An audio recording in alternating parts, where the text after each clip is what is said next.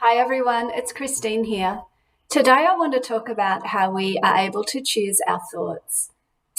The thoughts that go through our minds in every moment, it's not very often that we're not thinking. And that's one of the challenges of meditating, our attempts to slow our minds down.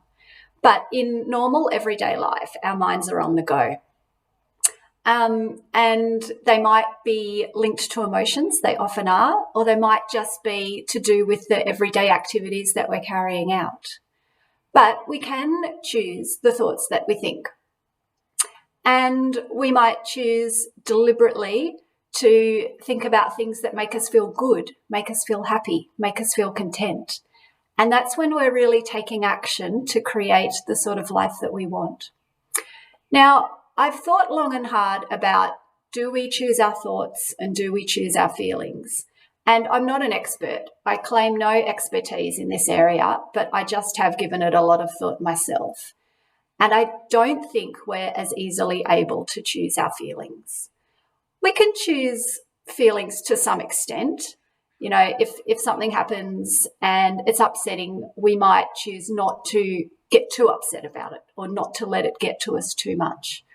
But when something big happens, something big that's difficult, whether it's grief, whether it's hurt, whatever the situation might be, there's no avoiding those emotions from my experience. Now, I want to share a story that's very personal to me, and it's not that easy to talk about. And even though it was a few years ago, I'm still not comfortable giving much detail about it, but I'll let you know the sort of emotional approach that I took. I made a mistake at work, and my boss rang me to say, Christine, has this happened? And I had made a mistake, and it was not great. And I was absolutely mortified. I thought, how could I be so stupid? How could I have let that happen? And I was really shaken. I was really upset about it. And I'd already done my course in mindfulness and meditation. So I thought, okay, here's an opportunity to put the skills I've learned into practice. So I was home on my own at the time when I had the phone call. And pretty soon afterwards, I did a little meditation just to try and keep myself calm. But it's that self-blame and it's that critical voice inside that says, you're so silly and you did the wrong thing and you stuffed up. And, in the scheme of things, it wasn't the end of the world, really. But at the time, it felt pretty bad. And at first, I wasn't able to look at those emotions too closely. I had to give them a bit of space. And so I did. I thought, well, that's okay. I accept that. I can't go right into it right now. But as the days passed, as the weeks passed, it became easier to sit with those emotions and process them and, I suppose, ultimately release them. But it's still a tender spot for me, remembering that time. And there's no way I could have chosen to feel good when that had happened. There's no way I had the ability to take on, an approach of, look, it's okay. Look, I'm protecting myself and everything's okay, because it didn't feel okay. It didn't feel okay at all.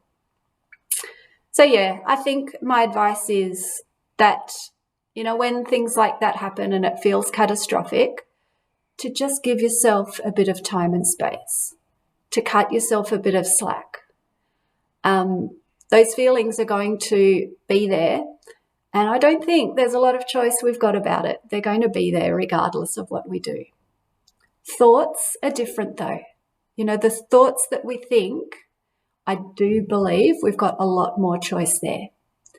So as we live day by day, as we notice the thoughts that are running through our head, we've got control over that, and it might take a while. If we're used to thinking in a particular way and we wish to change it, it probably won't happen quickly, but we can take steps to improve, if you like, the quality of our thoughts so that they serve us better and make us feel better.